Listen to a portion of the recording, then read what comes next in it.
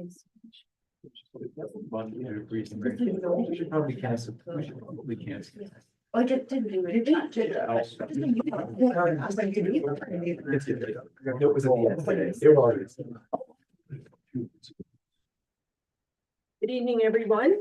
Welcome to the Governance and Priorities Committee meeting of December 2nd at 5 p.m. We have the agenda in front of us. Are there any additions or deletions? I have one of each, please. Your worship, I would like to add to closed session, West Hill Development Update under FOIP Section 16, disclosure harmful to business interest of a third party. And I would like to delete number 5, presentations. We'll be rescheduling that at another date. Thank you. Okay, would someone perhaps like to move the adoption of the agenda as amended? Councillor Good. I'll move the adoption of the December 2nd, 2024 agenda as presented. And do we have to say as amended too? As amended. As amended? As amended. Thank you. Okay, all those in favor?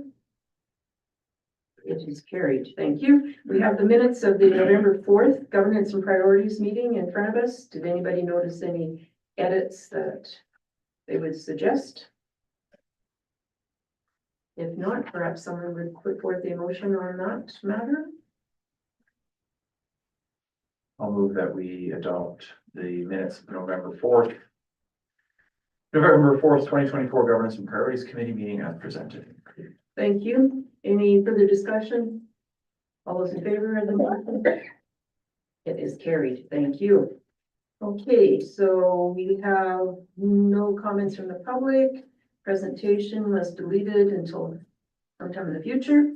So we're at section 6, review of bylaws and policies, and we have bylaw number 2161, utility rate bylaw for 2025 with Mr. Mumford.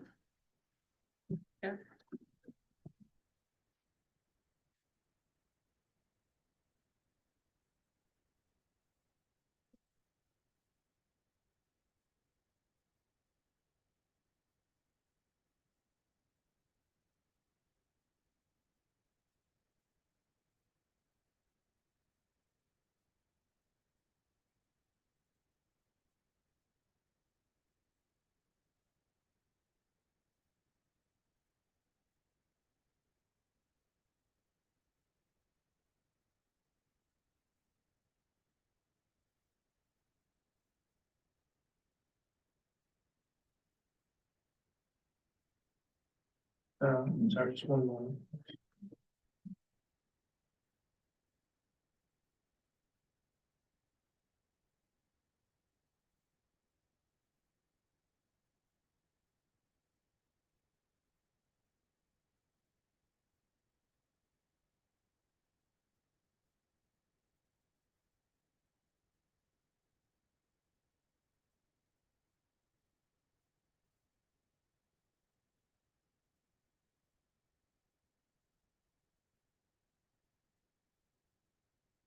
Apologies. Good evening, Madam Mayor, and Council. So I have before you this evening the utility rate bylaw for further discussion. It previously has gone through first reading, and we wanted to bring it back to the GNP meeting to have further discussion on it, and with anticipation of bringing it forth for second and third reading at the next regular meeting here in November. So I wanted to begin with discussing a bit of analysis that we've done on some of the budgetary reductions that have been put in place over the past couple of budget cycles, just so that council is aware of it. I've spoken to this a few times as we've gone through the budget previous meetings, but I wanted to highlight some of the actual changes that have been done. And also one of the questions that Councillor Good had raised at the previous meeting was surrounding what the cost would be of delaying implementing the changes as recommended by the model. So I put a bit of time to that and fleshed out those numbers a bit. So we'll go through that here. I would like to, again, our intention is to bring back this bylaw for second and third reading so that the rate changes could be in effect as of January first. So I'd really like to hear from council if there's any concerns as to what's being proposed by the end of this meeting, so that we could make any changes prior to bringing it back for second reading. So findings year-over-year savings. So, significant discussion, as I said, has been around, ways to find savings and reductions in the budget. Wanted to highlight some of the areas that we have done that in water and wastewater. And point out that some expense categories administration has minimal control over. So beginning with water, you can see in this slide, this shows 2023, 24, and 25, and this is just the expenses within our water budget. Now, I want to point out that things like salaries and benefits, utilities, debt and capital charges, and grants and other transfers, administration has very little control over. In terms of salaries and benefits, we have control in terms of, I guess, a certain amount of control in terms of the bargaining process when we bargain with our unionized staff. And there's choices that can be made around the headcount. But when dealing with water and wastewater, there's not a whole lot of movement available there. Same with utilities. Utility costs basically get passed on to us, short of finding ways to make buildings and facilities more efficient. There's not a whole lot that can be done on that front to optimize. So I wanted to point out here on the next slide, this is really, if you strip away those things that we don't have much direct control over, and you look at the areas that we do, so professional contracted services, training and development, material supplies, repair and maintenance, and vehicle costs. It's debatable as to the extent that we do have control over these things. If you delay work and repair and maintenance, as an example, this year, you may have, if you delay the planned work, you may have more unplanned work in the future that could be more costly. So there's an element of risk associated with the timing of some of these items. But I wanted to show that year over year, you can see a reduction. So from 23 going into the 24 budget, we reduced these expenses by 1.79%. Going from 24 into 25, it was 7.74%. So these are meaningful reductions in very high inflationary years. In spite of inflation, we managed to pare these budgets back. Part of that is taking contingencies and items that were previously budgeted and charged for out of the budget. And part of it is just having a more realistic approach to the work that we're capable of doing. And then there's also just waste elimination. So finding things that may have been done in the past that don't need to be done, et cetera. So that's kind of the reduction within the water fund. I don't have slides to support this, but I'll mention that on the actual side, so these are all budgeted figures. On the actual sides, we've seen similar reductions as well. So it's no good to provide budgets and then the actuals are completely out of whack. We've found savings on the actual side as well. I don't have full 2024 information because the year's not done, but the trend on the water side from 2022 through, each year we've seen reductions, about $120,000 reduction year over year from 22 to 23, and about a $40,000 reduction if we were to extrapolate where we're going to be for the end of the year in 24. So we are seeing things trending downward on that side as well. Moving on to wastewater, again, for transparency, I included all of the expenses, but I really want to focus on the ones that the administration has some control over. So again, the trend here in 24 compared to 23, it was an 8.58% reduction year over year in terms of the budget. In 2025, it actually increased a little bit by 2.77%. However, in 2025, we've included $175,000 for sludge removal, which is a new item that wasn't budgeted in previous years. So, that's effectively something that in prior years wasn't included in the budget. And if you normalize for that, if you were to say, if we didn't have to do that this year, we'd be almost at a 10% reduction year over year from the prior year. So again, I just wanted to bring this information to council because I think it really emphasizes what I've said previously, that we as administration have been looking to find ways to optimize this budget and cut the fat and remove this, anything extra. And that does carry some risk, items that were previously budgeted on a contingent basis. If we take those out of the budget, there may come a circumstance that administration has to come before council and explain why we need more money in certain areas. But, we felt that was appropriate. That's been supported by council in prior years. Mr.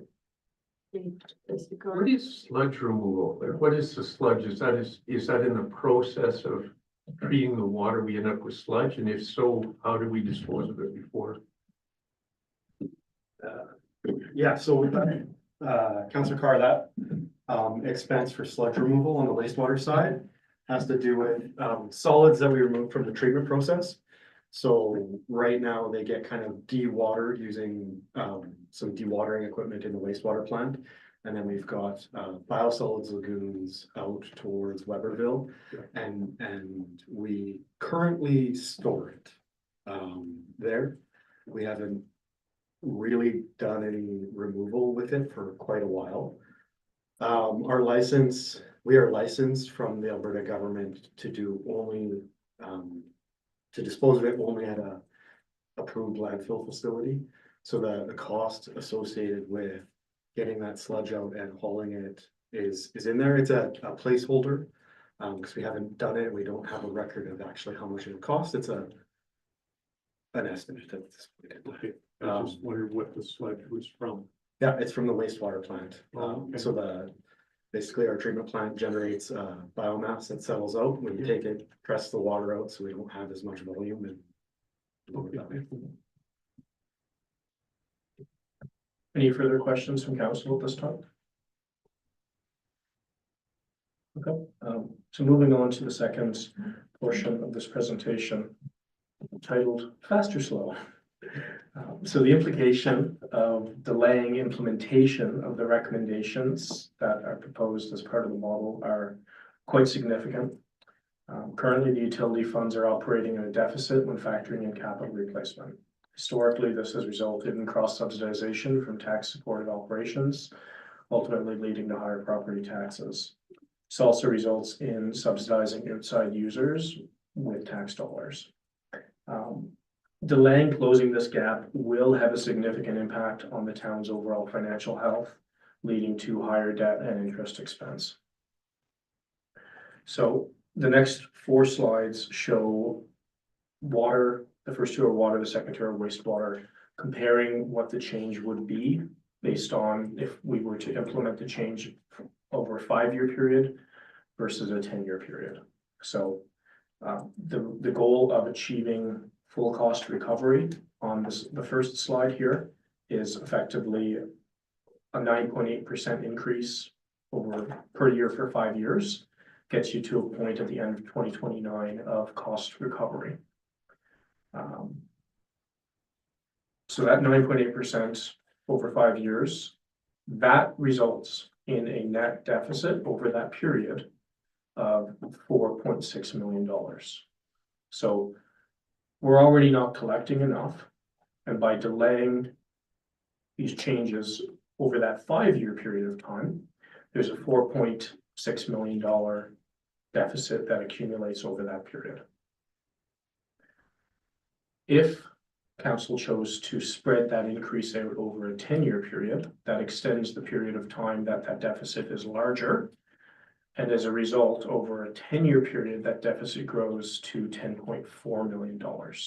So effectively, when I say 10.4 million, if the alternative was if council approved a rate increase so that we achieve full cost recovery January 1st, 2025, that's your comparison. So if we put in water a 52.8% increase immediately, we would achieve full cost recovery next year based on the model. By spreading that out over a 10-year period, it's $10.4 million is the accumulated deficit that results from delaying those increases. Mr. Mugford, could you kind of tell me where in the sheet here I would see the 4.6 million if we did 10% at So 4.6 million deficit at the end of 2029. Do I see 4.6 or do I have to add and subtract a few things? It would be the combined of your surplus deficit Okay, from at the very bottom of the spreadsheet there. okay, thank you. So similar outlook on the wastewater side. The wastewater model says we need a 68.4% increase to achieve full cost recovery. The proposed average rate increase over a 5-year period to get there is roughly 10.1%. And over a 5-year period, you experience a net deficit of $3.8 million in the wastewater fund. Whereas if that cost is spread over 10 years, it increases to $8.1 million. I'll also note that on the 10-year proposed increase, you'd be looking at about 5.3% per year over that period to achieve that full cost recovery by 2034. So if I could ask, so say in the wastewater, if we just look at the 2029 figures and compare the 5-year versus the 10-year. Over the 10-year at the 2029 year, the deficit would be, we didn't add these up before, so. So 6 point something? Is that what I would compare? I can't check the figures Yeah. immediately, like if these are in a PowerPoint, I'd have to go back and Okay. model. But really, I'm just adding that bottom line, that surplus deficiency at proposed rate. Correct. Yeah. Yeah, okay, thank you. Counselor Good? Yeah, this is where it gets confused when I see numbers in front of me, but I see other numbers that aren't the numbers. In one case, we're at 0 deficit in 5 years, am I correct? So in the 5-year model, you Right. achieve cost recovery by 2020, well, effectively 2030, right? 2030 Right, is the last year. in 2030, pardon me, we have cost recovery, which basically means the amount we're bringing in should in fact pay for what's coming over time, right? Correct, And the other one is 10 years to get to that point, am I correct. understanding? Yeah. So you're talking about a deficit in one case of 5 million, an increase in deficit of $5 million in 1 and 4 in the other ballpark figures. So an increase in deficit. The 5 years cost an increase in deficit of around $9 million, am I correct? Over that 10-year period. Yes, correct. Okay, so what are your, I guess the questions to come to my mind are, what are the financing costs of the 10 million over 10 years? Like, what are the costs to maintain that? Because if you're going to get there, you're going to get there to extent. It's really, I mean, to some extent, 5 years is arbitrary, and I don't mean that in a negative sense. I mean, it's a kind of a decision point. 4 would be better, 6 would be worse, etc., right? What would be the cost increase on the bills, for example? Let's say an average water bill. I know you don't really have that number because it really depends on so many other characteristics. What would be the cost on an average bill to extend it over the 10 years? And I'm not trying to be difficult, I just want to get a grip on it. Yeah, it's a tough thing to calculate precisely because it depends on the timing of when you're going to draw down on those reserves. Right, Or lack of reserves if you don't have them, right? So Yeah. as an example, on the wastewater side, we know that with the clarifier, and that, you know, the need for those is on our capital plan over the next few years. We're gonna have to debt finance that. We're gonna have to debt finance it either way. The question is, if we have increase in revenues, can we pay off that debt more aggressively? You know, maybe you'd use a shorter time period, because in general, the longer you have to put a loan over, you pay a higher interest rate by pushing it. So right now, 25-30 year rates are in the 5.2% range, whereas If we were to borrow a shorter term, it could be closer to 4.2, 4.5%. So it gets very, very complicated as you start to try and go down that path of like, how much more will it cost? Really what we're trying, and, you know, I think to do that, you'd have to have a really solid sense of when you're going to be borrowing out of both funds. So as an example, on the water side, we know that there's, you know, Reservoir 353 is going to be one of the larger projects coming up here in a couple of years.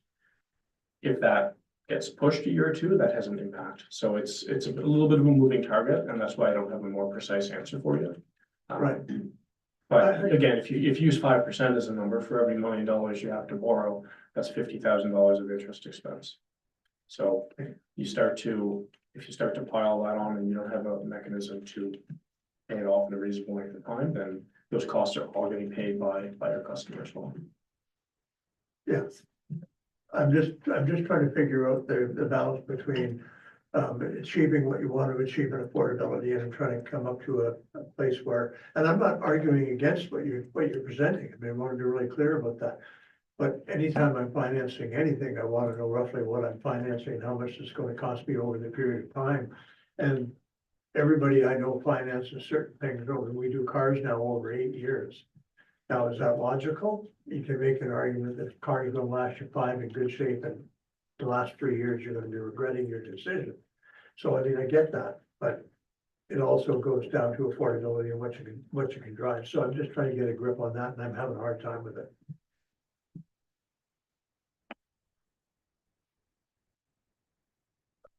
so I've got a couple of summary slides here that, you know, kind of simplify this as best I can. It's a complicated topic. But in general, the utilities financial situation is quite dire, and it does require concerted effort over the next several years to correct. Over the next decade, the model forecasts that if there were no increases to rates, the combined deficit, so if we didn't do anything with our rates at all, we just left them where they're at for the next decade, that deficit would be $42 million in both utility funds combined. And what is it now? So that's if over the next 10 years, We did if we do nothing, if we just leave rates where they're at, the costs continue to inflate at a 2% basis. And we don't replace, if we don't do any increases on our revenue side, that would be a $42 million deficit.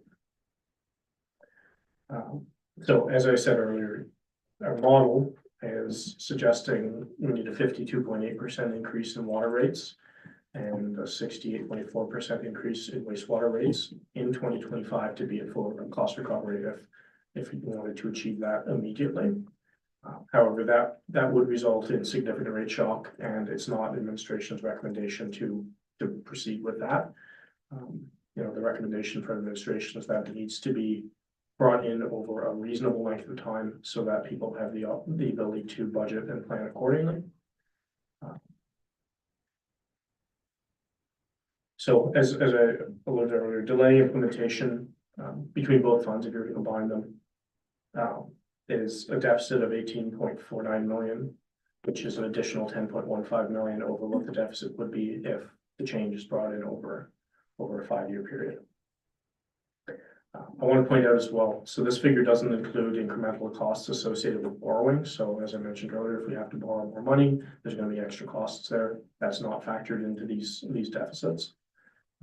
And additionally, it doesn't account for additional revenue that you can achieve from 2030 through 2034 if you can achieve full cost recovery. So on my slides, I just assumed that after full cost recovery, you're still going to increase your revenues by 2% per year to account for inflation.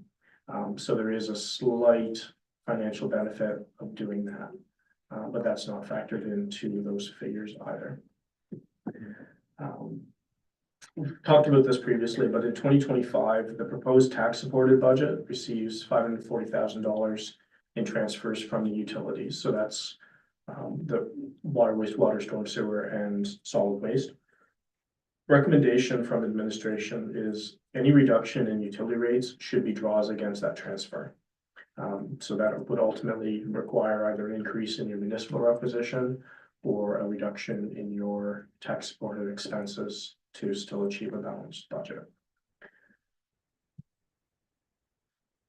Council supports a 5-year approach to achieve cost recovery by 2030.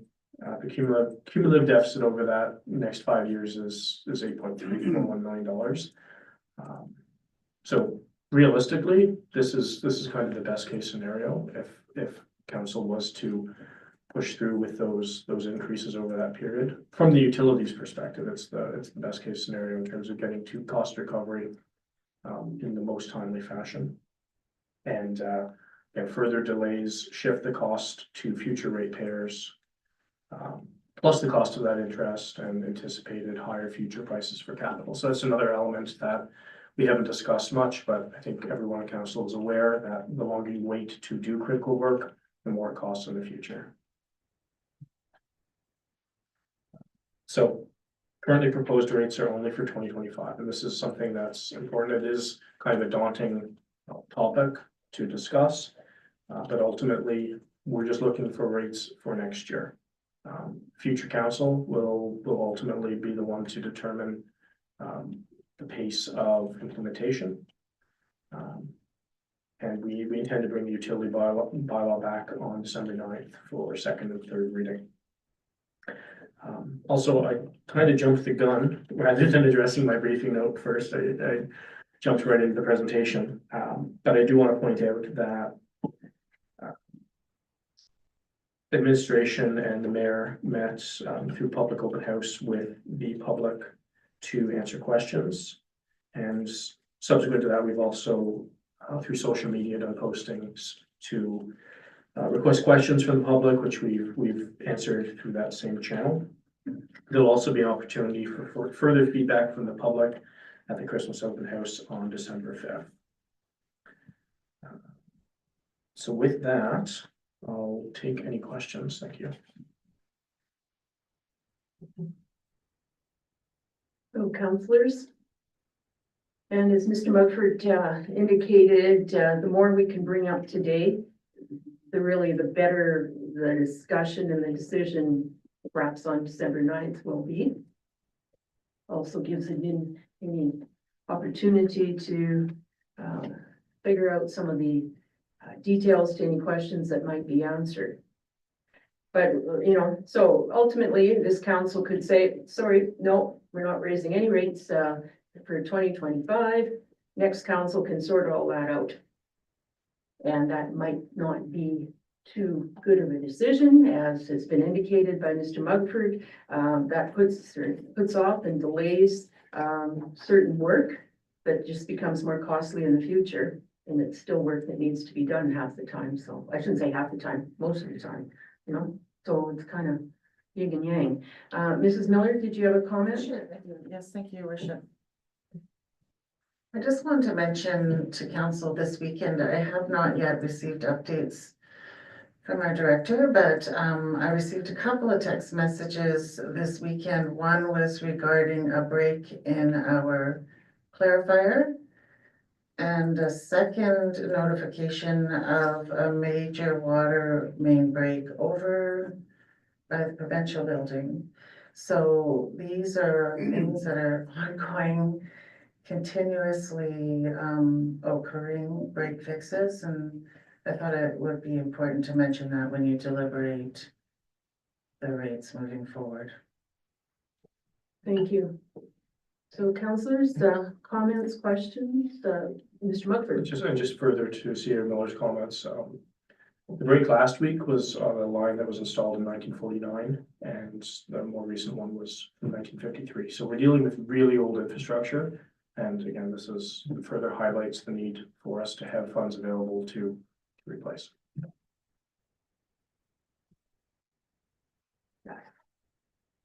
So, councillors, what do you think? Go forth with the recommendation over 5 years. Bite the bullet, get it over with. Yes, it hurts the pocketbook now. To Mr. Good's point, delay with a smaller percentage increase. The same pocketbook over, say, 10 years would probably have more being paid from that pocketbook because of well, the delay and increased costs as things go on, including increased costs on, the, deficit part of things. Plus, sometimes, decreased, ability to do certain projects that in the end, perhaps, cost you more because you delayed them. But any other thoughts? Kind of depressing, but here we be. Yeah. Well, also good. Yeah, and again, like I'm not, I just want to make clear, I'm not arguing for years. But I want to understand when I'm talking to somebody and say, if we use the same assumptions we used for the first 5 years, we know it's going to cost X amount on your water bill per year. That, using those same assumptions, ballpark should be able to give you a number of what you would be doing over 10. And that's kind of what I'm not getting. And I get the gross, the 10 million, the 5 million here, there and everywhere. But I know when I buy, again, I use the car analogy. I know when I buy a car over 8 years, I'm almost paying double for the car than I was for its sticker price, for example.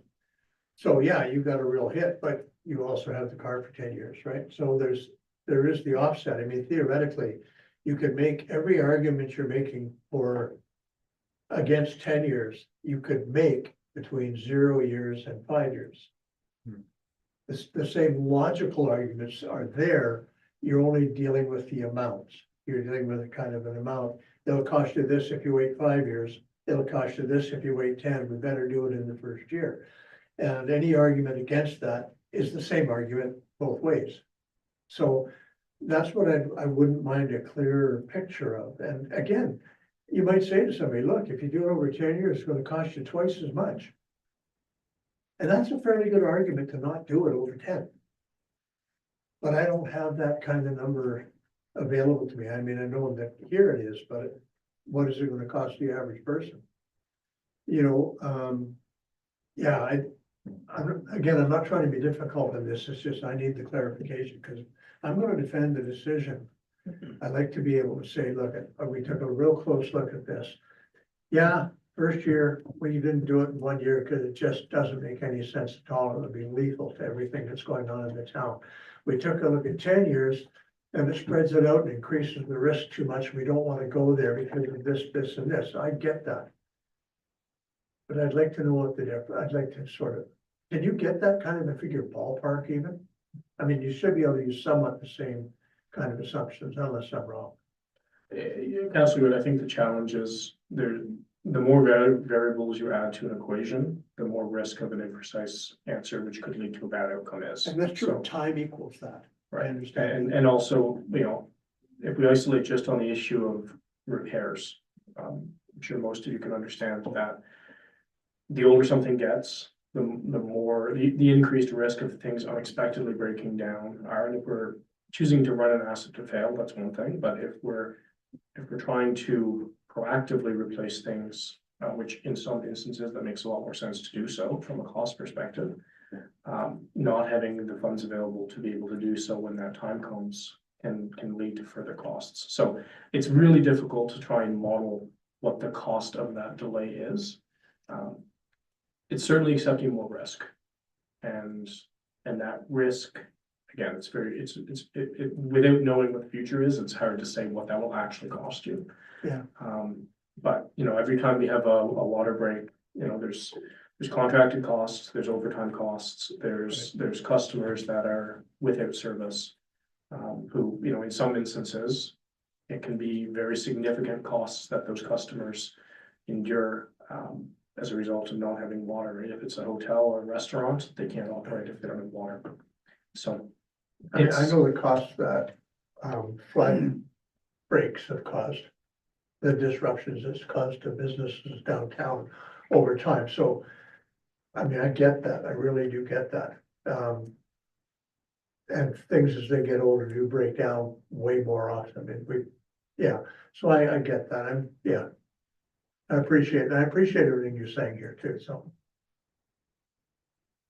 I wish I could remember my sum formulas for various interest ways of calculating things. I got a formula, but I'm not sure it's the right one.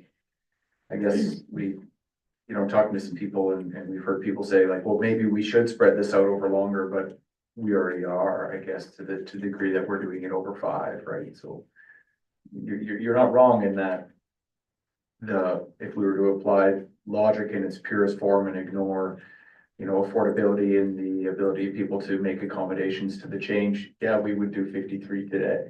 Yeah. Or in a week,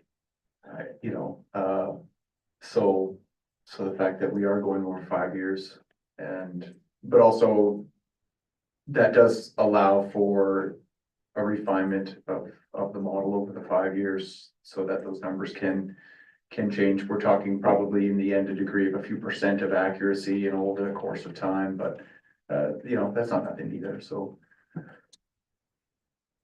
Yeah, I guess to that point, and this council really, you're just dealing with next year, you are setting a bit of precedent for future council. But they could at the time decide that the pace is it's too aggressive or not aggressive enough. And we'll also have better information in our model by next year. So as we continue to feed information back into it, we'll know how our customers respond to the change in rates. Yeah, and then again, as time marches on, we'll have information regarding growth and things like that as well. So like our model assumes no growth. Yeah. Hopefully that's not going to be the case in the future. Hopefully we'll experience population growth and additional businesses coming along, things like that. But we have to use our current situation as the basis for that. So. Yeah, and just for the public listening in, when, refining the model doesn't mean like, oh, it's not 10, it's actually 5% next year. We've refined the model. It's probably going to be a much smaller refinements. And it's a coin flip whether they'll be in which direction, more or less. Yeah, so it's a comment someone's made to me is that, they felt we effectively made them things look worse to justify asking for higher increases. That's actually not the case. Like when working within a group on this model, some of like, as I mentioned before, one of the biggest variables is how much money we get from the province and the feds to support capital replacement. We used 50%. If it ends up being 45 or 42%, then we're going to be woefully under collecting. So we're already with this model, we're all already kind of on the rosier side of the scenarios that it could be much worse if we continue to see increases in cost replacement. If we get to a point that, we have troubles in terms of recruiting staff and things like that, like there's so many different variables that could negatively impact this model. There are some things that could positively impact it as well. But as I said, we have to use the information that we have in front of us right now to make decisions. And that's why we're asking for, kind of a 5-year approach to this, but with the knowledge that future councils can make different choices. And we have done better, like on the 365 reservoir project, we were more than half in our compensation or in our subsidy or whatever, but on the big one, the wastewater treatment plant, we are significantly under half. So maybe on the 353 reservoir, we'll get back over half somehow, but It really depends on what the province is going like. Sorry. It depends what the province's funding looks like. So you look since 2011 to 2023, there's been huge cuts in infrastructure kind of across the board from the province. So it also depends on what grant programs are available. So the staple in water and wastewater is the Alberta Municipal Water and Wastewater Partnership. For a community our size, that covers around 40%. That program allows us to do what's called grant stacking. So if we get other grants from the province or the federal government that can also apply to a project, we're allowed to kind of stack them on top of each other. So you could apply LGFF, you could apply federal gas tax, you could look for other sources of funding. So those are our options that are on the table. We're always looking for the wastewater plant, that funding that's in the 5-year capital plan. we've got about a 40% grant match from the province. It's either just a little bit over or a little bit under. So out of the 25, it's about $9 million committed, right, already. Counselor Good? Well, I think the provinces, and this is no criticism when I say this at all, I mean, they have to deal with the realities as they see them too, and they've been talking about less money coming in than they had kind of budgeted for under certain circumstances, and you talked about even in some of the things that we've received over the last little while about how even though our project was very highly rated, they had X pocket of money available to fund, and we didn't make it, where on previous years, if they'd had more dollars, we could have been accepted because our things were that high. So you are making assumptions when you say that funding is going to be there. And you're trying to be, I think, realistic rather than overly optimistic. And so those are definite realities that we have to take into consideration when we're making our plans too, is do we overinflate our optimism and make a decision that's going to come back and bite? Well, and the other thing is, if we look around Alberta, how many towns are sort of our vintage with our type of water need, or water infrastructure needs, and the competition is likely to get higher rather than lower for any grants and monies out there. Yeah, it varies depending on the year too. Like some years there's lots of asks, some years I've had years where we've gone and applied and they're like, oh, we didn't get anybody applying this year. So it does come and go sometimes. For 50% is a pretty good target, right? I think 40% would be something that we should be aiming for on like our bigger projects, especially water, wastewater, as a floor. And we should always be trying to target a little bit higher. So 50% is a reasonable number to push for. It makes me have to sharpen my pencil and do some grant applications beyond the standard ones.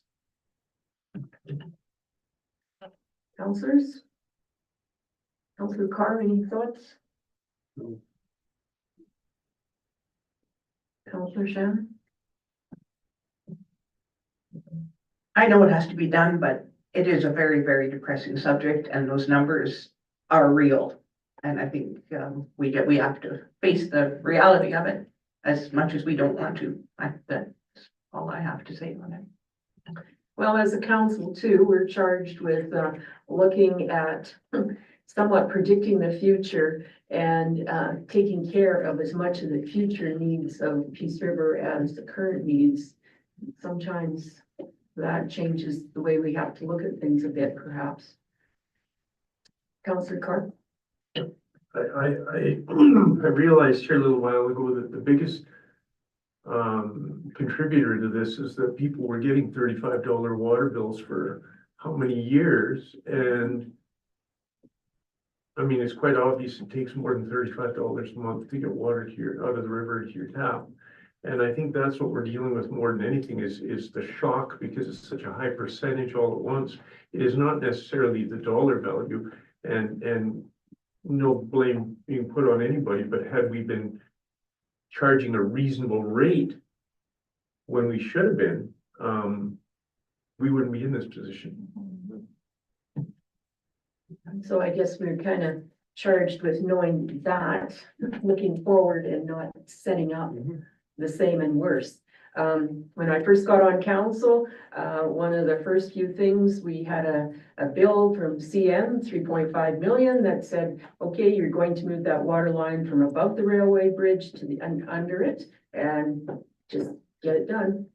And that was 3.5 million at that point in time. I don't know if there was minimal grant probably to do that, but the taxpayer paid it. So under this new system, hopefully over time, the system pays for itself, including some of the unexpected things. There needs to be like you say, the buildup of capacity to handle all sorts of things that we know we're going to be forthcoming in our water business.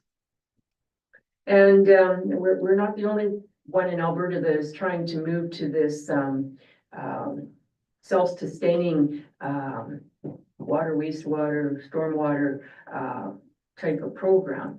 It's, seems to be the way of the future for one thing. It's just like you say, hindsight's a great thing.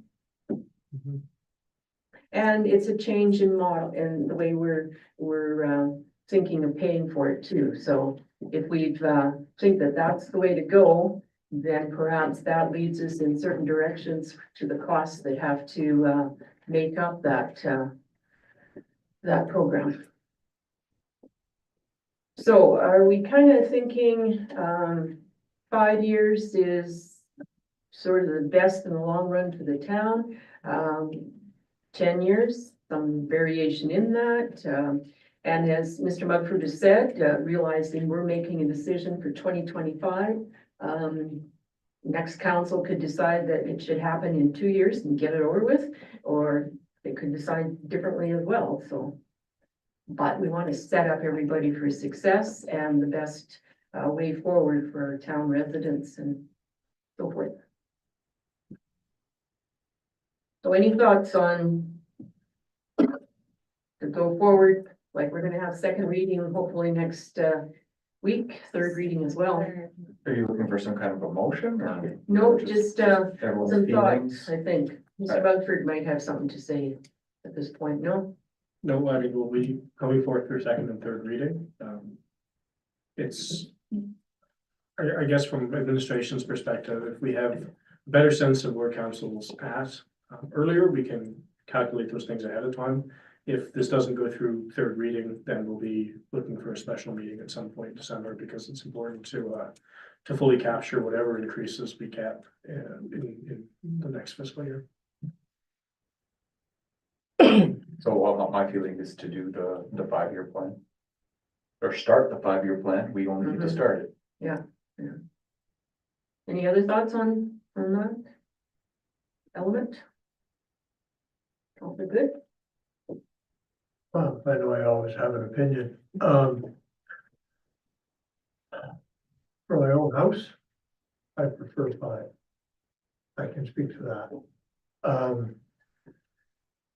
I do want the time for sober second thought though, and I mean, that's the reason for having second reading after we have the meetings we have coming up. My gut feeling right now is that 5 is probably the best solution. But 5 years or 5%? 5 years.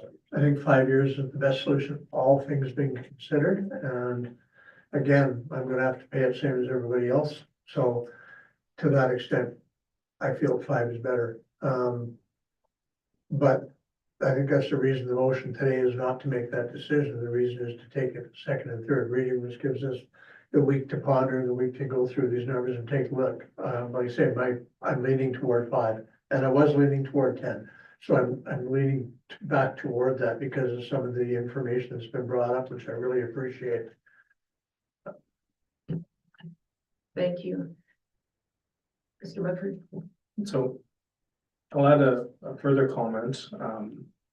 Some municipalities never get to a point of full cost recovery. It's, this is a relatively new concept, but other municipalities have taken the approach of breaking the water utility out as a separate entity. So by doing so, they report to, basically their rates get approved by the regulator. It removes a bit of the compassion from the discussion in a sense, because it's strictly looking at what does that as a standalone entity need to survive?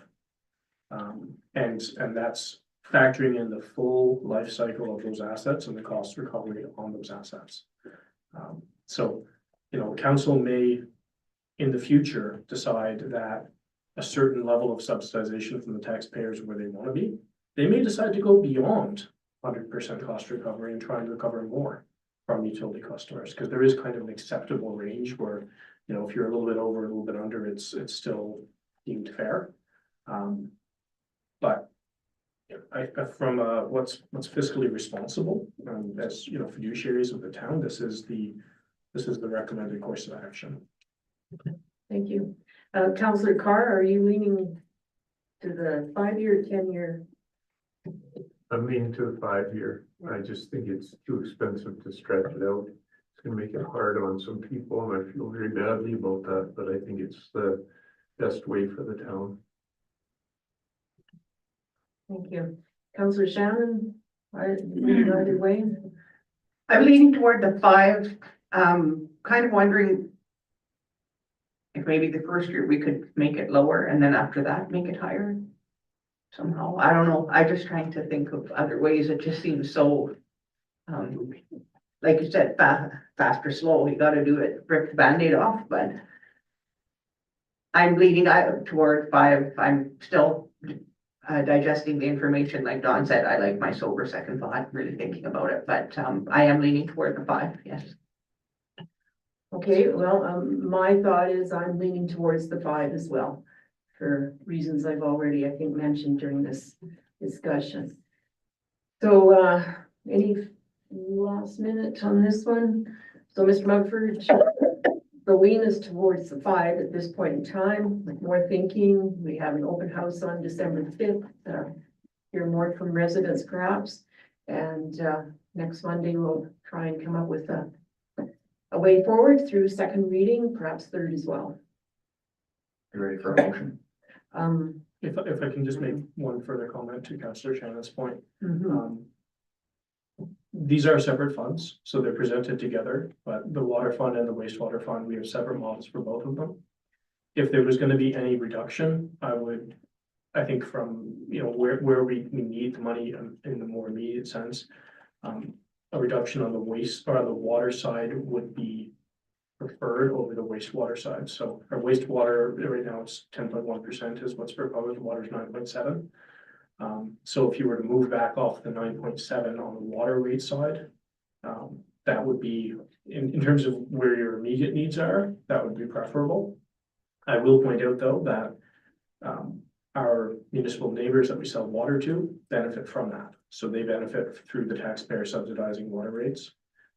So that's something to consider as well.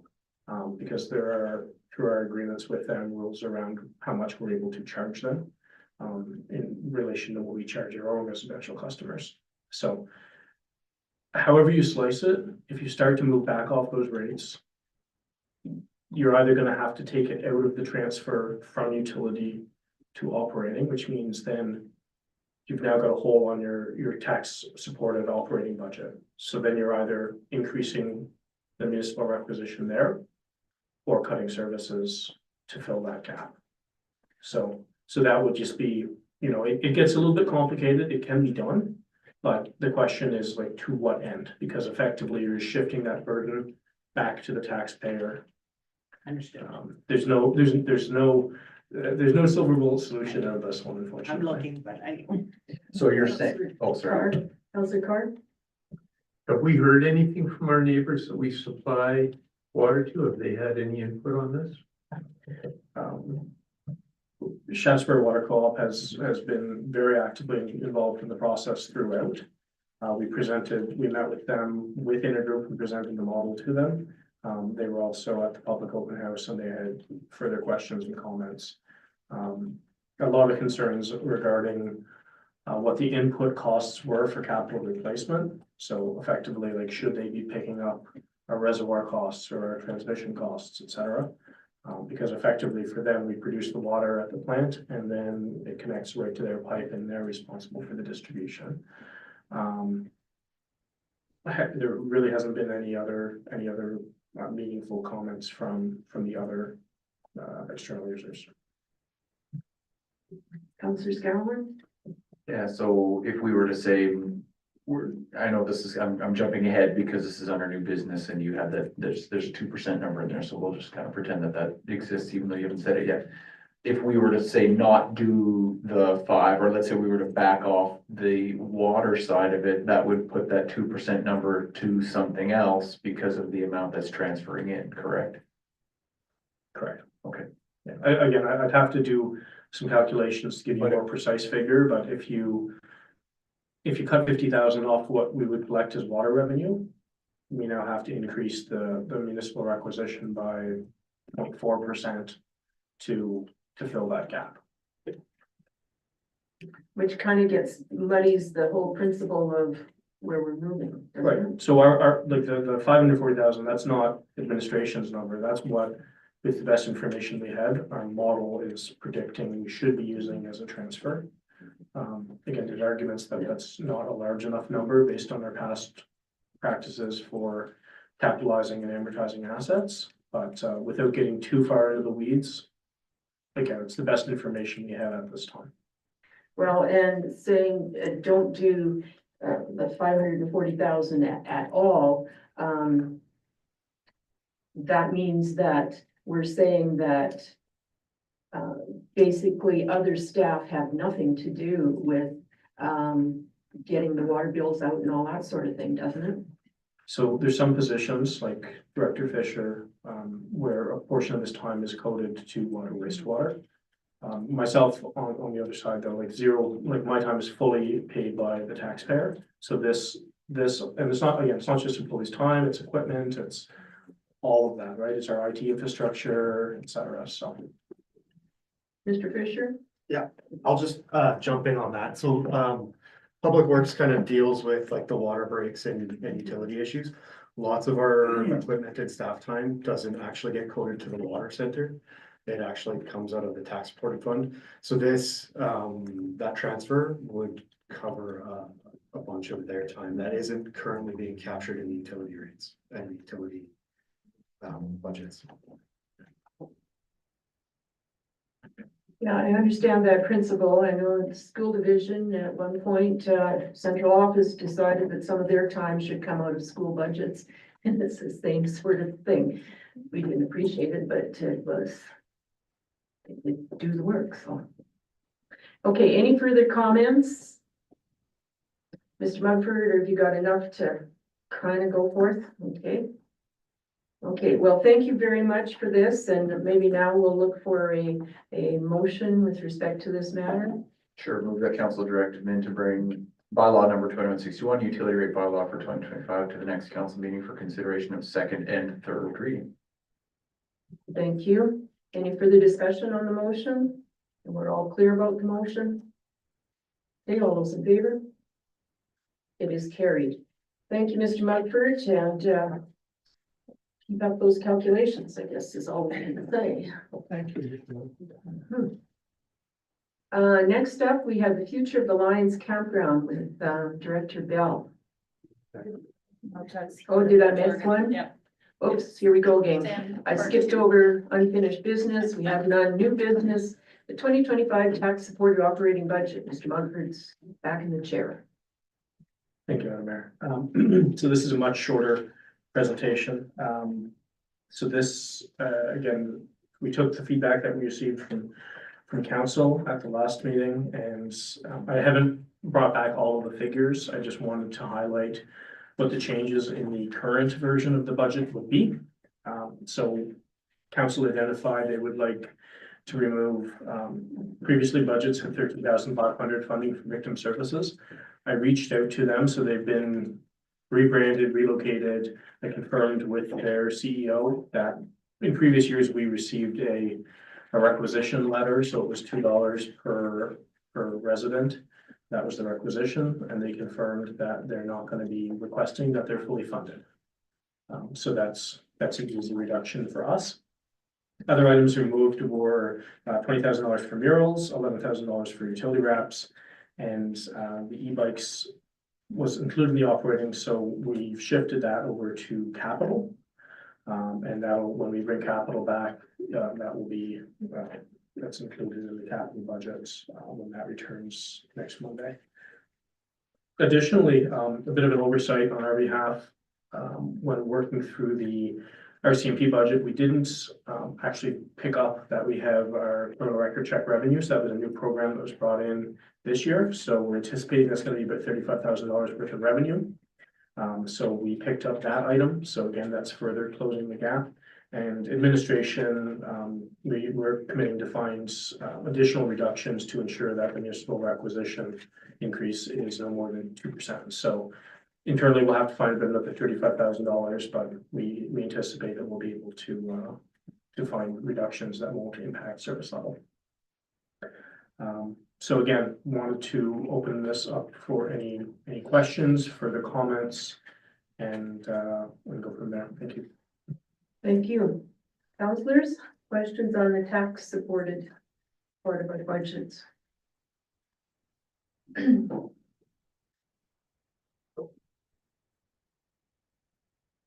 update. Counselor, good? I'll make a motion that we direct administration, I'll make a motion, we direct administration to bring the 2025 tax support and operating budget to the next council meeting for formal consideration. Thank you. Formal consideration. That means first, second, third reading or more talk? I think it just needs a vote. I don't think it needs. No meetings, no bylaw. Okay, good. Okay, we're clear on the motion? Any further, discussion on this tax supported operating budget motion? All those in favor? It is carried. Thank you once again, Mr. Mumford.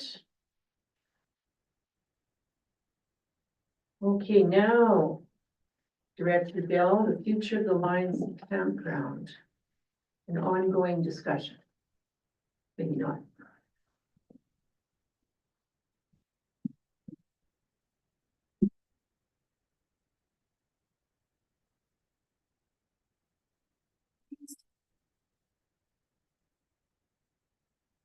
Your worship? This report before you this evening is in regards to the town-owned property, formerly known as the Lions Campground. Yes, quite an ongoing, conversation. It was August 2021.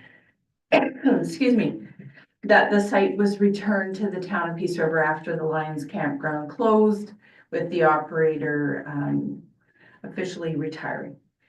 So the facility closed in 2022. We were given notice in 2021, and it has been closed since that time. So just an overview of the site, as council is aware, there is adjacent property. We did have ongoing conversations with CN about the various options there and unable to come to a satisfactory agreement. So the site that we are discussing is the town-owned portion, which shown on the map before you in the report is sort of the red outlined area. It is specifically the site where there's a number of assets fixed to the site, the washroom office building, a number of sheds, an actual full garage, and a shelter or a picnic, open shelter picnic area. The site is zoned for community development, so that allows sort of recreational opportunities at the location, parks, playgrounds, carnivals, cemeteries, childcare facilities. There's a number of options within that community development category. I'm not sure why cemeteries are part of recreation, never mind. The property is 4.6 acres, and based on the 2023 municipal assessment, the washroom building is assessed at 41,500. The detached garage is 26,800, and the land is assessed at 208,300. Oh, how do 208,000. There are several sheds, but there is no value. They're not assessed. They're mobile. They're not fixed to the site. I would suggest a number of them have no value at all. There's one that may have some value. We have not done a full market appraisal of the location. Those are steps that can be taken if council gives direction in one of the options before you this evening. So some of the options that we've had discussed in the past and are presented to council. Report printed out funny. Way I can read it. First option that we are proposing for council's review is a town operated facility. So a town campground utilizing either some of the existing infrastructure in place. However, the site, the way it is set up and designed, is designed for the majority of the camping. And I believe there's, I'm gonna say approximately 6 campsites that are on the town property, the rest are in the CN property. So there'd have to be a significant redevelopment of that location if you wanted to put it in, back into a campground site. And even with that, there are so many variations of what you could do for a campground, utilizing what's there, redeveloping it fully. We would hire and recommend hiring a consultant of some kind to come in and give a full redevelopment plan for the site, including possibly moving infrastructure or possibly reusing some of the infrastructure. We do know that the site does need some significant work. The washrooms, the office, we did a little bit of renovations to get one of the bathrooms open and functional for the Yellowknife Hay River evacuations a year and a half ago.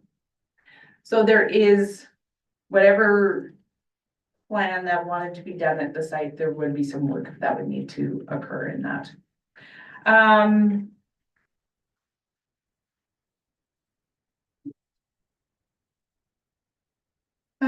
Option 2 is the potential for initiating a public process for leasing the site. So leasing the site can be put out for public bid or expression of interest. There are various formats of public engagement we can do on this type of option. The key component here is you're leasing the location, identifying what you would like to lease it for. We're making an assumption for the purposes of a campground, but you could lease it for other purposes. Excuse me. We do have a lease policy in place. However, the leasing option does not need to be for not-for-profit only. It could be leasing to business or any entity, hence the purpose of a public process. You open it up to any and all opportunities. Are we just talking about the town-owned corrections? Okay, Yeah. okay, good. Just our piece. Okay. We would follow good governance and good practice of developing a public process if this is the option council would would like to look at. It would be an expression of interest as maybe a first step to explore whom may be interested in the community or region who would like to look at leasing the site, potentially for campground purposes, if council chooses that service as their focus. This option really gives council an opportunity to see what the options are. We've had a number of inquiries. Myself, I've received inquiries late summer from 2 very different individuals looking for the redevelopment of a campground at that site. Councilor Good. The question that jumps to mind with that is, are they still interested after we have the discussion, say we're only talking about the town-owned portion? Yeah. Or are they looking at their The vision whole. includes the CN portion? And I don't know. Because Yeah. if, in most people's minds, I think if they're thinking, I'm gonna take over the campground, they're thinking of what they saw, Potentially the larger, the yeah, larger piece. Yeah. And I don't see that as a reality. Well, straight out, I just don't see it as a reality unless yeah, they want to do their own negotiating with CN. correct. But And they that- can't negotiate against certain things, so. correct. We would have to, and this is, I think, the important piece of an expression of interest process, because that process is educating potential bidders, potential proposal submissions, whether it's from not-for-profits or for-profit individuals, of what they're actually, that they actually understand what is available and what is not available in the new setup. So that's what an expression of interest gives you, a really great opportunity to see if there's truly just some ideas, or if there are potentially some very valid and constructive options in the community, whether it's for-profit or not-for-profit. I wouldn't want to close any of the potential doors on the opportunities there. And an expression of interest is no commitment. An expression of interest is purely that your individuals are expressing they have interest and they understand what that might entail. That, for example, the expression of interest will identify the property. We can do site visits. There's also the sorts of components that we can add to make sure all proponents are very clear on what the opportunity is that could be available to them. This has the opportunity of being a new revenue stream for the town without the financial contribution from the town's end. Proponents would be, it would be up to those individuals to invest in the site, whatever that might look like. If we are looking at a lease option, I would recommend a long-term lease for the site, not a short-term. Our norm for our nonprofit leases are 5 years. Excuse me. 5 years is not long enough. I believe if somebody was interested in looking at the site for a business opportunity, if you're investing in a location, you'd want a longer term lease to ensure you receive full return on that investment. And I don't see any reason why the town wouldn't entertain much longer term leases. That could be also open as part of that expression of interest to assess whether parties are interested in 10-year leases, 20-year leases, 25, what that might look like for them, or what their lease term would need to be to receive their return on their proposed investment. With any lease situation, there is a risk to the town for the leaseholder to walk away, or the leasee, pardon me, to walk away from the lease following basic terms, or maybe they default or bankruptcy or whatever the case may be. That means the town then, as we found with the Lions Campground, it was the asset was returned to the town. And there's a period where the members of the community expect the town to potentially pick up that operation and continue on with it.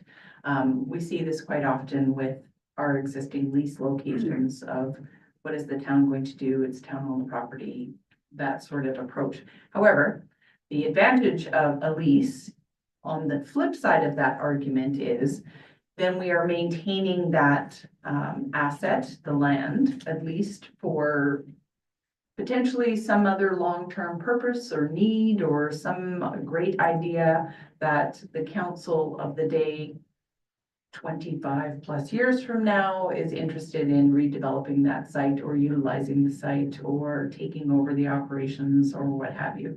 So there is some advantage to holding an asset in trust of the town. Another question that comes to mind is option 5, which is not listed here, which is come up with a value and you want to buy it. So maybe we should wait until she's done all the options and then. Sure. And I'll bring up 5 after. Always add a 5th, a 6th, or 7th. Council always have that option for more options. There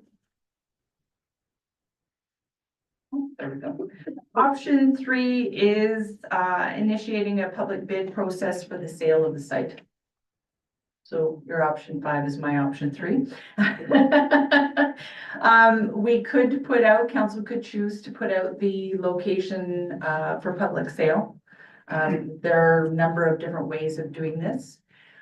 We have looked into also what could the site look like if, and could we put a restrictive covenant on the property? If council, for example, chose that the want or need is for a campground, could we put a restrictive covenant around that purpose at that site? It looks like there is the potential of putting some restrictive covenant to any town-owned property. You have another option around rezoning the site for direct control.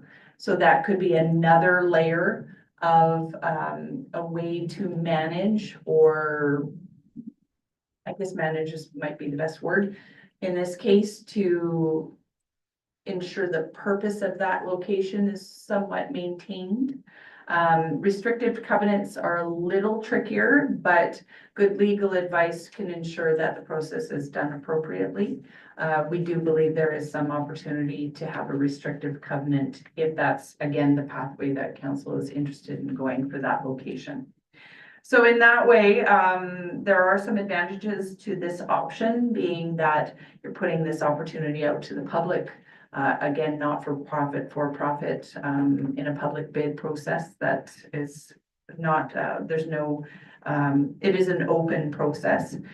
Has the potential to maintain the site as a campground. Opportunity for economic development is potential on this one too. Someone from a business perspective may see greater value in investing in property they own versus leasing. It's not something I can definitively say either way, that each individual business opportunity, does their own business case and decides which is the best option for them. There is government of Alberta tourism dollars out, and both the leasing and the sale option may assist in that particular area. Also, if the town were to take on the operations on our own. The disadvantage of sale is you're giving up a bit of control. You may have some control in the sense of direct control through the land use bylaw. There are limitations to that direct control also. You have control in some form under the zoning of that site, but zoning can also be changed. So there is giving up some level of control potentially with the sale of the site. And you also potentially are learning or losing some of that long-term, if you have any vision or future vision for that piece of property that maybe right now the town isn't interested in getting directly involved in development of a campground or whatever we see happening at that location. Once we sell the location, it's you've lost that opportunity to reinvest in that site from a municipal perspective in the future. Option 4 is throwing all of that out and redeveloping the site for something completely different, but within the current zoning. So another recreational opportunity altogether, whatever that vision may be. The recommendation under this particular option is we would need to go out and do a public consultation process. Because I can pull up the 2017 North Peace Recreational Needs Assessment or Needs Analysis that was done at that time with our regional partners. It was a regional assessment with 4 municipalities. The top outdoor recreational opportunity request was campground, but there was a listing underneath that of a host of other recreational wishes from the region. Pickleball, actually pickleball was low on the list in 2015. So if you ask now, pickleball might be at the top of the list.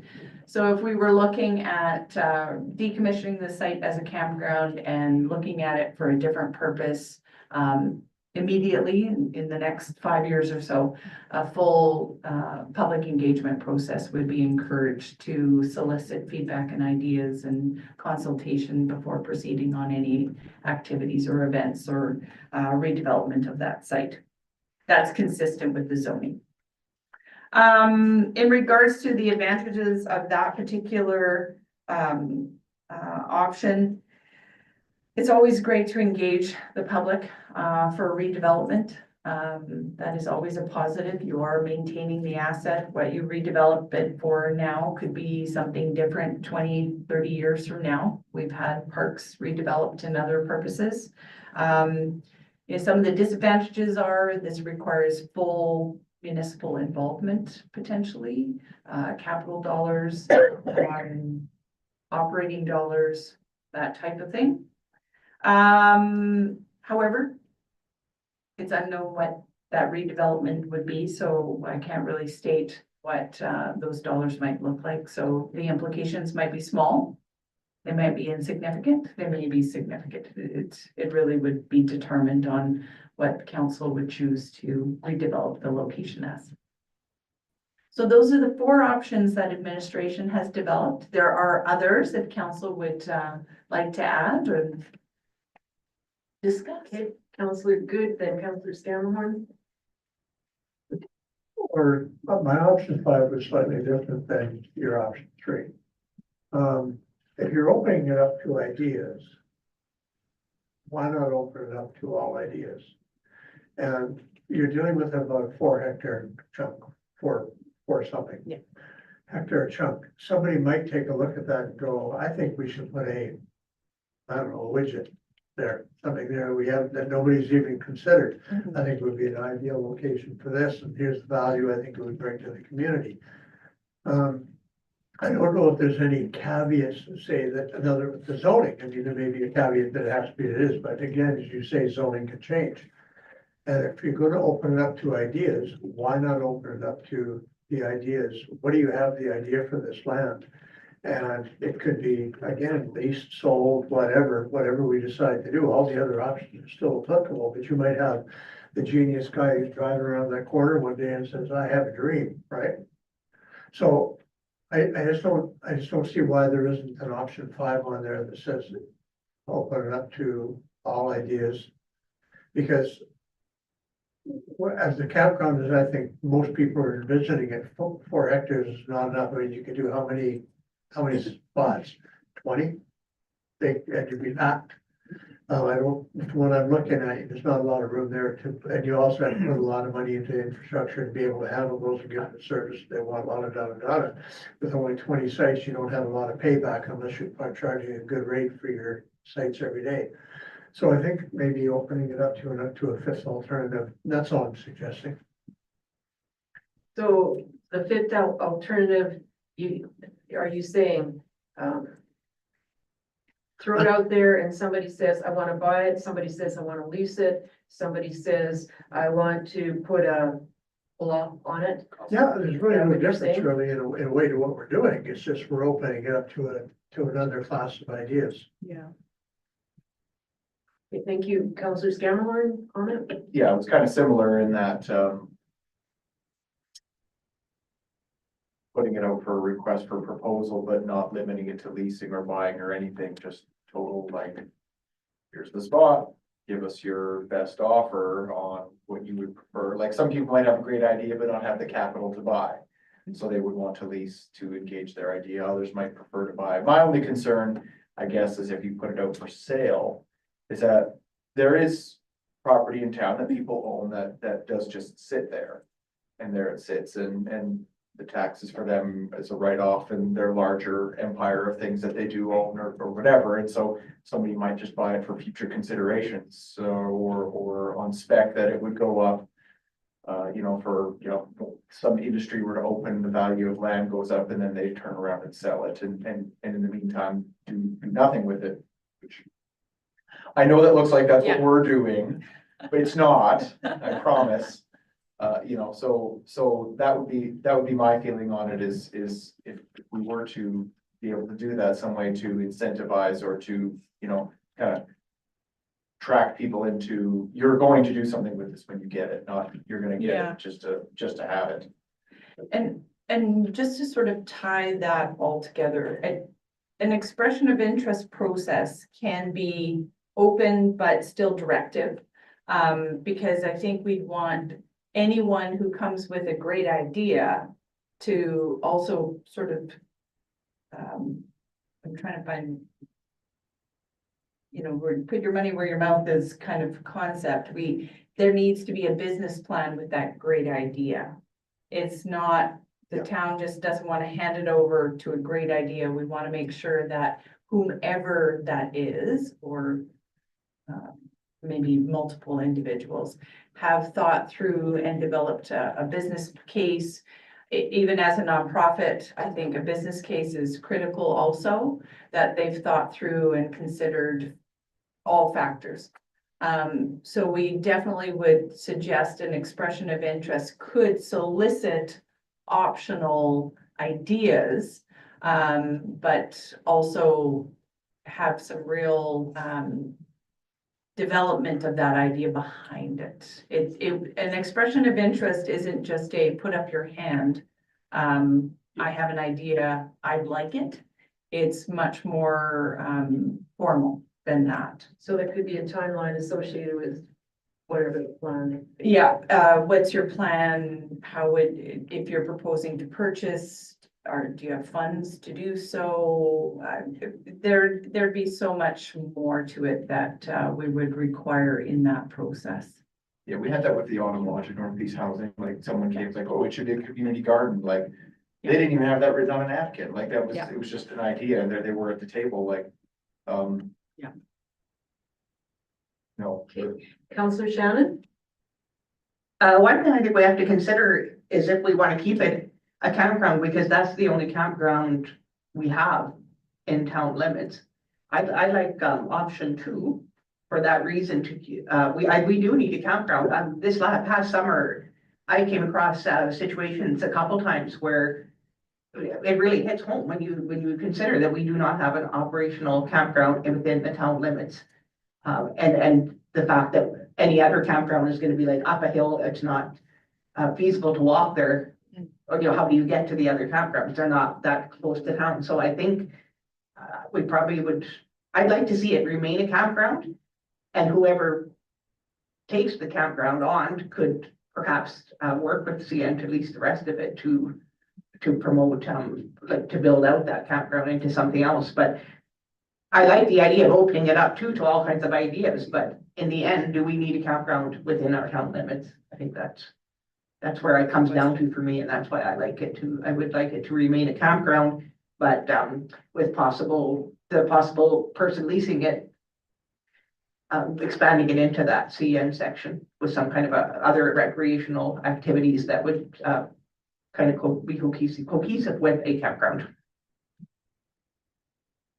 So, to go forth on that one, how much, control does, CN have on that town property, future development? Meaning, can they put, rather restrictive, parameters around, a building there or whatever? Same thing, Alberta Transportation, what kind of things might we? somebody have to consider? Transportation is probably, at this point, because it was an existing, if it's a campground for campground, there shouldn't be any issues. CN and their property, they would have some potential, in regards to any permanent structures because of the proximity to their rail line. But the permanent structure is more in relationship to, residential housing. And in this case, if you're looking at a campground, you're not necessarily looking at that residents being allowed. So it's kind of already recognized there's gonna be sound. Yeah, And yes, correct. Councillor Carr, did you have a? Yeah. I like the option 3. I like the idea of selling the land to somebody with what you had suggested about the caveat to ensure that it would be kept as a campground. I also liked Councillor Scamahorn's comment for a timeline. I like the idea of generating tax dollars from the land. I like the idea of getting a substantial amount of cash for the land. And I like to be hands-free of it, to be honest. Thank you. It's one consideration when we're in budget talks and level of service and things like this could be an additional service provided to the town depending upon how whoever managed it sort of thing. So yeah, Councillor Shannon, yeah. I like option 3 too. I guess my main concern is that it remain a campground. That's where my concerns revolve around that it remain a campground. So 3 would be. Just interrupt. I think we've lost quorum here. They're wandering away. Sorry, Counselor.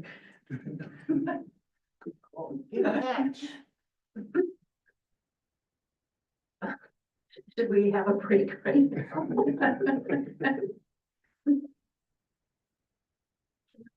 Yeah, Sure. okay, 5-minute break.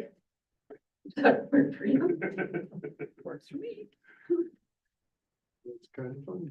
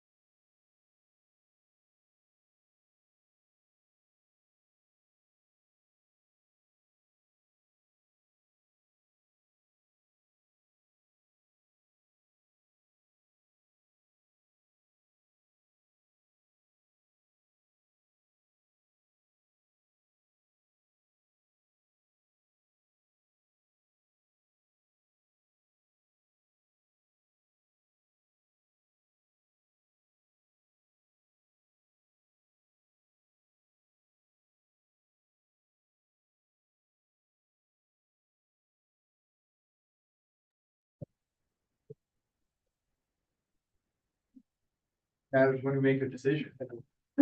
Fire left too. Oh. That's on him. Okay, so welcome back, everyone, and we're in the Lions Campground discussion. Further points to bring up, anyone?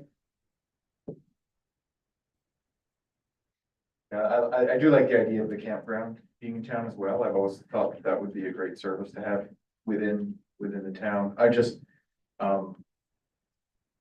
my concern is, once you sell it, how much can you really stop someone from doing something that they want to do, or worst case, I think, make them do something they don't want to do.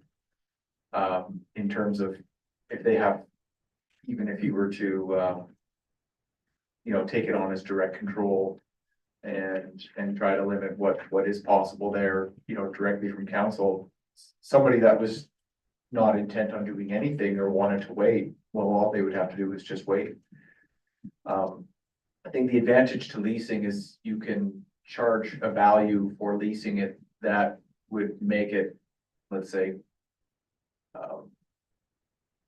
cost prohibitive for someone to try to do nothing or get it to drag their feet or whatever. You could set those terms because you're still the landholder, but once it's out of your hands legally, I don't think you can make someone do something that doesn't want to do it. Correct. Any other comments? So if the town was to do an expression of interest indicating that we're interested in both selling and leasing, come up with your ideas. Somebody. That would be possible. Does that make it too convoluted though, or? Might be met, oh, sorry. Uh, Not having done an expression of interest and developed one, I might not have a great answer, so I'm looking to any of my colleagues if they have any input. It feels like it may be a little messy. Or a little more convoluted.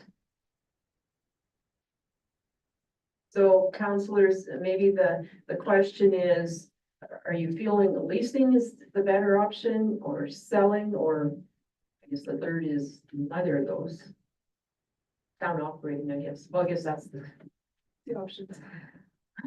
Counselor Scanlon, What is the, I don't suppose it would be very realistic that it be entered back into service for any regard this summer. That would be very optimistic a prediction, I would suspect. I would believe that'd be optimistic. I wouldn't completely take it off the table. It's possible that somebody's very motivated. If you're suggesting the town of Peace River, No, I'm Okay. not suggesting that. because there's nothing in the budget. Yeah, no. That happened. We'd have to open up that conversation again, but I don't know. I honestly don't. It's very possible somebody already has a plan and they'd be, if we put this out, they'd be ready to go February 2nd. I don't know. Counselor Carr? So what would be the process if we decided to go with option 3? Would you have an appraisal done on it and then list it as such? I would believe so, yes.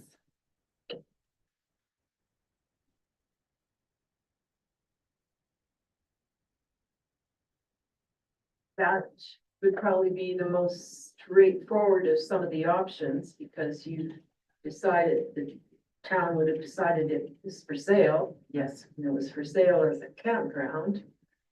So, We'd go through a process of making sure we could put on a restrictive covenant and sort of get those pieces formalized before putting anything up for sale, if that was the twist.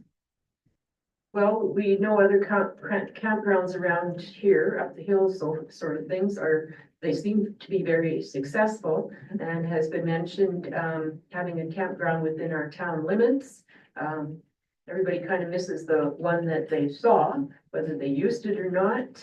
We don't know, some of the users, like, could be summer workers sort of thing that, make good use of the site.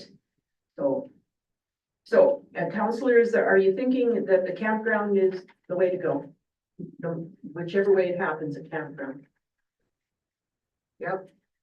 Okay, so campground seems to be in one of the thought processes here. So what about the next part? Leasing, selling,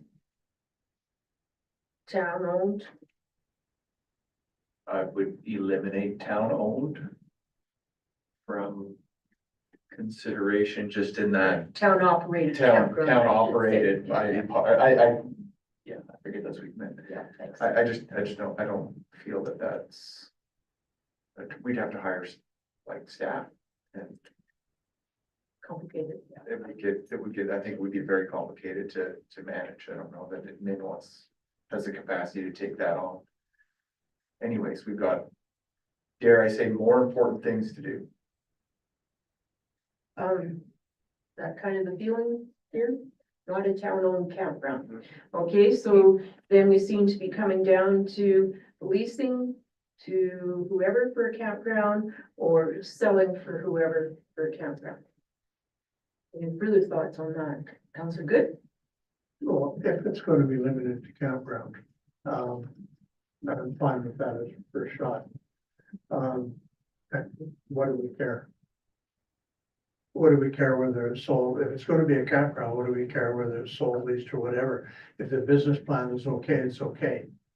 So I'm not sure we would put a limitation that we're interested in lease, or we're interested in sale, or we're interested in whatever. If you're gonna bring us the plan, we'll take a look at it as long as it's for campground. Counselor Carr? I think if we sold it, it would probably make it easier for them to negotiate with CN. I think, yeah, we might run into a situation like, so, for example, when we were running the airport, or when we as a town are involved in something, our whole entire book of rules and procedures and everything kind of comes along with us. If it is out of our hands and it's in private hands, I think that gives people a lot more, room to operate, for one thing. Yeah, I feel like that a private individual may have as you said, better luck achieving favorable terms from the neighbor than we do. Maybe not. The one. The sale, I think, or whatever, where I have, fear. Is that you'll have a group come along wanting to buy it, lease it, whatever. And they're a nonprofit and they want to operate the campground as a nonprofit entity. And then it substantially doesn't make a profit. And now we're in the situation that we were in, I don't know, a couple of years back, where you have a non-profitable entity that everybody says, well, you should keep it open because we need a campground. Okay, who's gonna pay for it? Well, taxpayers are gonna pay for it, which is what we're trying to avoid to a certain extent by entering this. And that's where I have some difficulty with. I have some difficulty if it's gonna be a nonprofit, because we've had nothing against nonprofits, you know. But I'll leave it at that. I mean, I just have some potential dangers that you could end up. We open it up, it comes up as a campground, people invest in it, they put in some money. It doesn't fly, they build it too small or whatever, they don't have enough units to make it profitable, they don't have enough to maintain the infrastructure. And now we're expected to keep it running forever, which, what have we accomplished? So, you have a comment, Councillor Scott? Well, I suppose, I mean, just like anything else, if you know, you don't have to take the highest bid isn't necessarily the best bid, so maybe somehow a nonprofit is the, you know, highest bid on it, but has not the best plan for it or whatever, that's within administration's Yeah. discretion to evaluate. Yes, Yeah.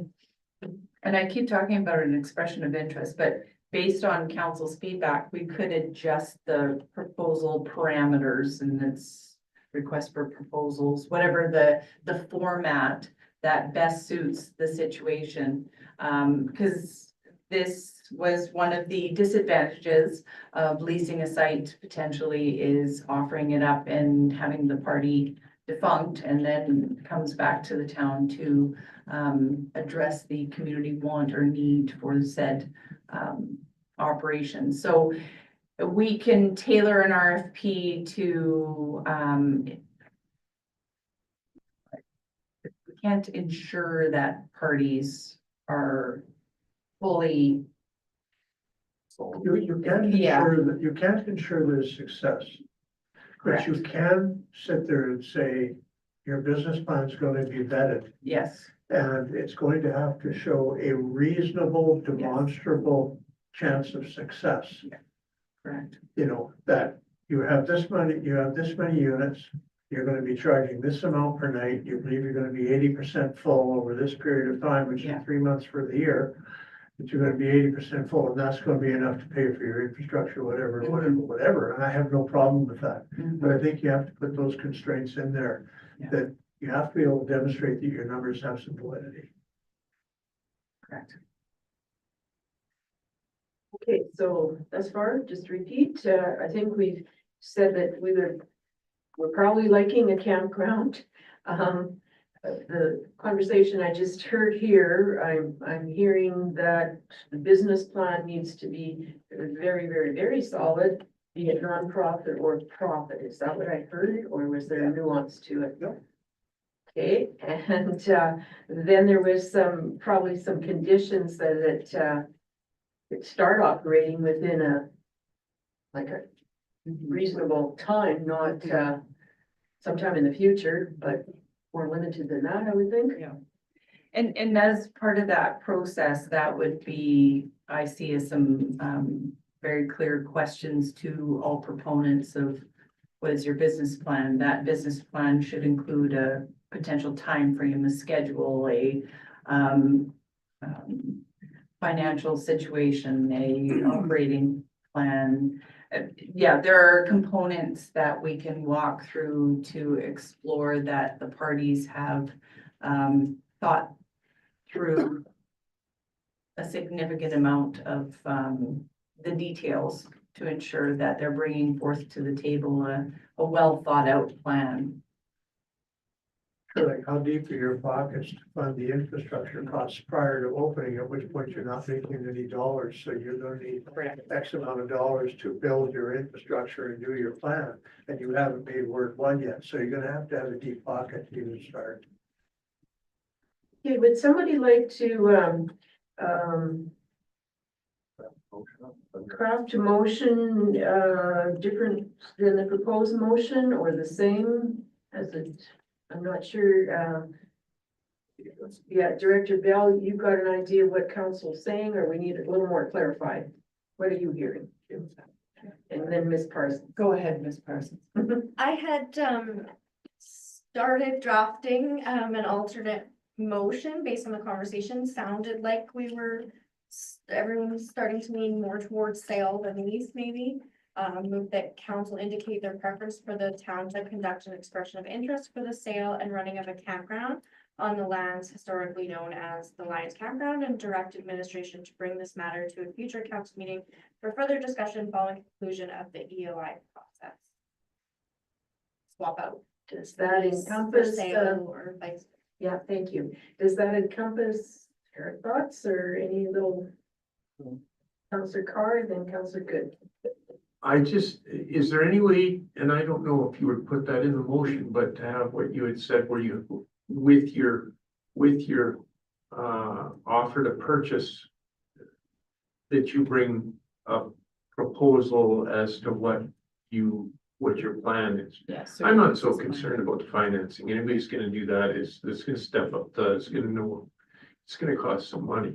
I would like to see what their vision is more than anything, whether it fits council's vision or not.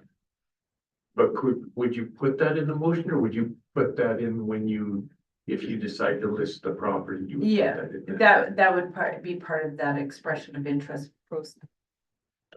Oh, I'm sorry. Nope. We were doing so well tonight. Sorry. No, that's all good. Part of the expression of interest process would be asking for that proposal or business case or With timelines. and stuff. correct. Yeah. Counselor Good?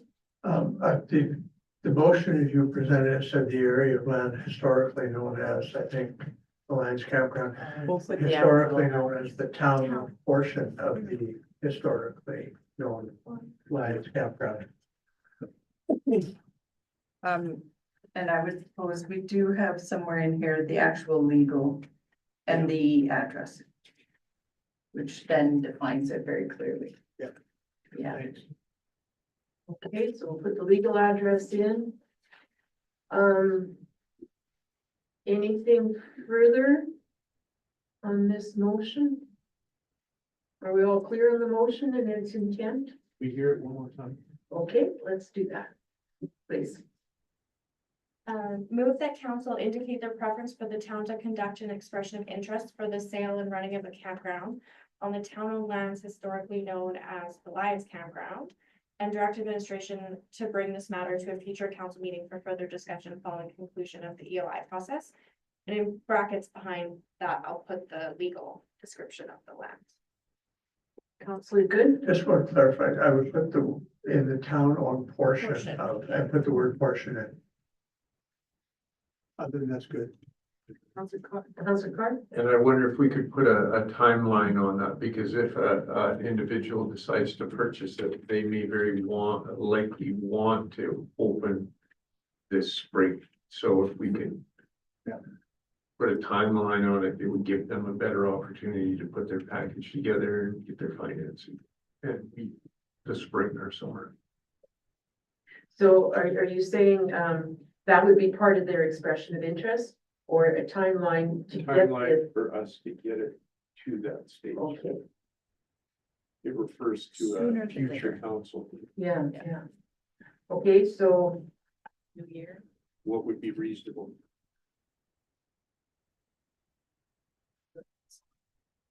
February, March? Realistically, probably the EOI not going out to the new year. Yeah, So mid-January?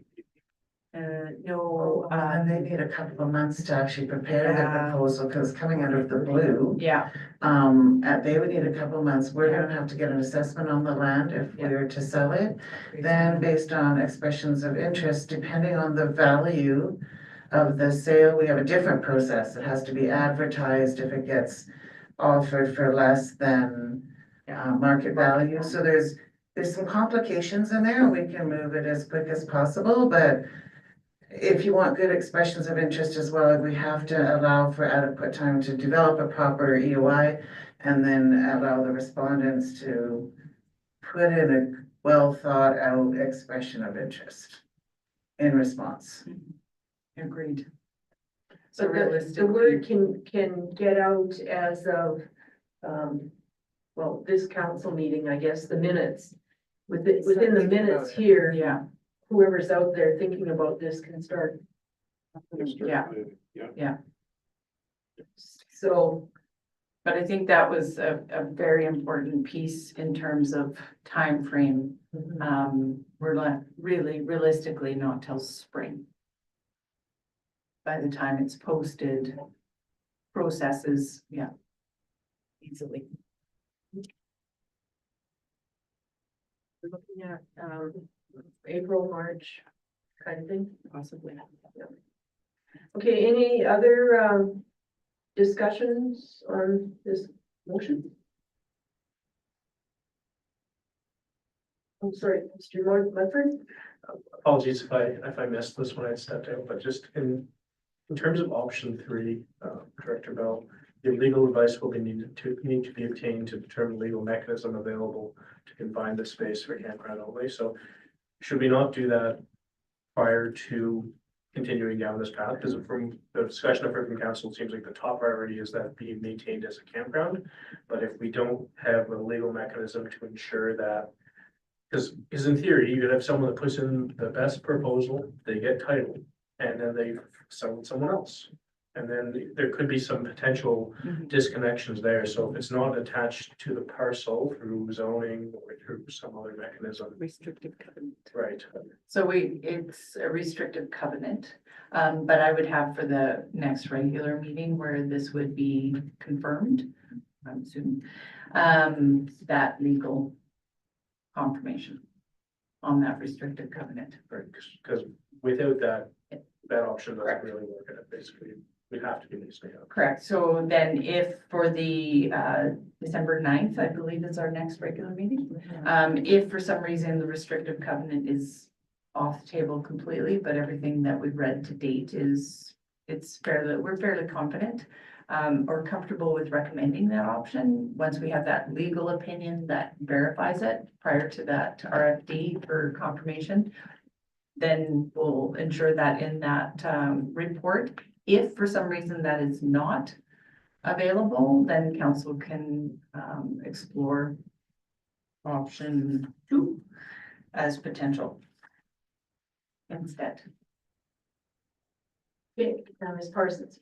In which case I would scrap that proposed motion and stick with the proposed one, but just say to the next council meeting for formal consideration. Yeah, that's probably a better idea. And then it confirms. Council.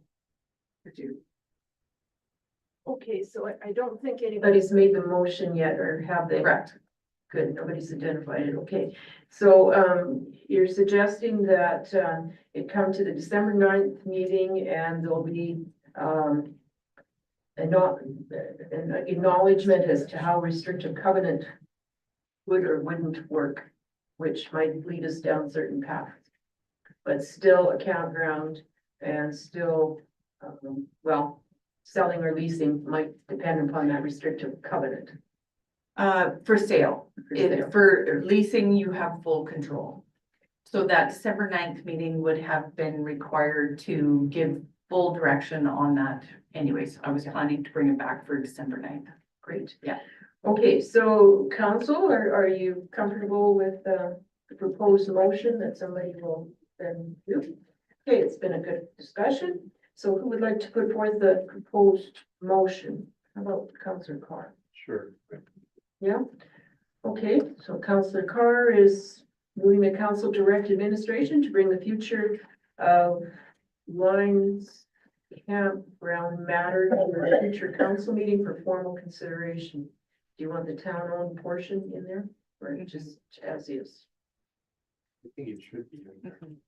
Okay, move that council direct administration to bring the future of the town-owned portion of Lions Campground matter to a future council meeting for formal consideration. Which is really December 9th is what we're all aiming at. Correct. Okay, everybody understands the motion? Okay, all those in favor?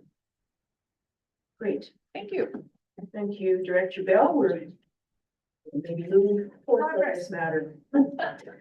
Okay, next up, we have reports, the monthly development report. It's in front of us. Any comments from councilors?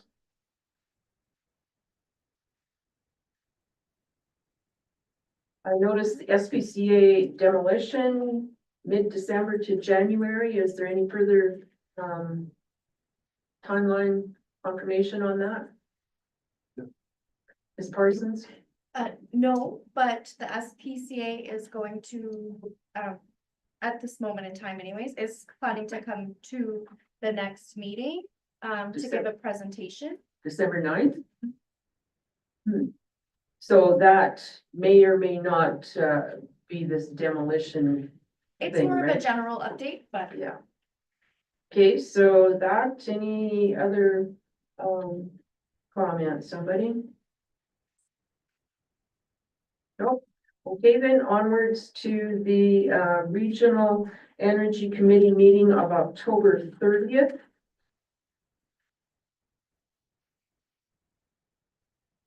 And this is the one that contained the request for this 2-year research project being brought forward to the committee. Well, it was brought forward to the committee, and after discussion, I'm reading part D of number 5, new business. It was felt that the committee could support this research project if it was applied for by an economic development association or committee alliance in the region for the region, but the Regional Energy Committee would not be the champion to lead the project or apply for it. So just wanted to bring that to your attention at this point. Anything else on those minutes that somebody would like to comment on?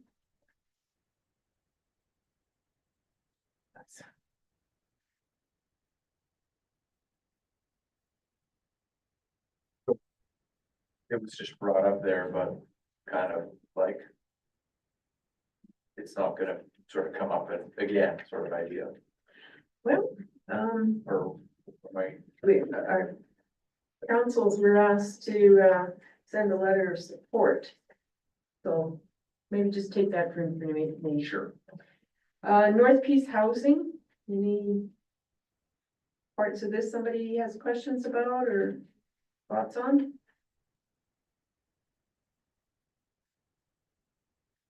Okay, then perhaps someone would like to move that council accept the reports 9.1 through 9.3 for information. Councillor Shannon so moves. Everybody's clear on the motion. All those in favor? Good. Favor? Thank you. It is carried. Information, we have the council communication package of November 22nd. There's been another one, November 29th, that's been posted. But anybody, November 22nd, any comments on that one? I wanted to bring up the first one, Northern Lakes College. They sent some information on the value of Northern Lakes College's operations to the region. And basically, their region is pretty well northwestern Alberta with sort of the, I would almost say the Grimshaw is not in their region, but we are. Then go north from that and go east over to Slave Lake. Anyways, they're saying that their annual impact is $212.5 million in added income.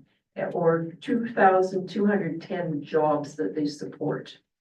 And there's information in the documentation about students, if they take programs, how their income over their lifetime does increase, which is what we've been told all along, but they're supporting that. So investment analysis, they said for every $1 investments, students gain $1.70 in lifetime earnings. And here's where it is. The average diploma graduate of Northern Lakes College will see an increase in earnings of $12,600 each year compared to someone with a high school diploma working in Alberta. So $1,000 a month sort of thing. Taxpayers gain $1.20 in added tax revenue and public sector savings, and it talks again there. And society's general gains $4.70 in added provincial revenue and social savings with someone having graduated from Northern Lakes College, and probably most post-secondaries at least that amount. Okay, and then also in there, we had lots of information about Chamber of Commerce activities, including the parade, and prancing around the piece, the scavenger hunt, and what is it, the stamps. So the passport, yeah. So anything else, somebody else want to mention there? If not, maybe someone will move that council accept item 10.1 for information. Councillor Carr, so moves. Everybody understands that one? We're all in favor? Okay. Yep, good. We're all in favor of that one. Key communication items tonight. Campground. Ground discussion. Okay. Well, we had the utility and tax supported discussions again.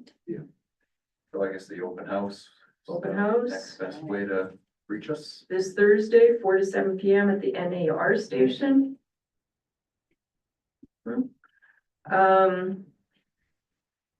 Anything else? I think we would acknowledge that there was a very successful light up the park, fireworks and parade events this last weekend. And hopefully the local economy also benefited by some of those as well. Anything else? Okay, then it looks like we're ready to go into closed session. So would everybody like a 4-minute break before that happens? Go straight into it. I'm good.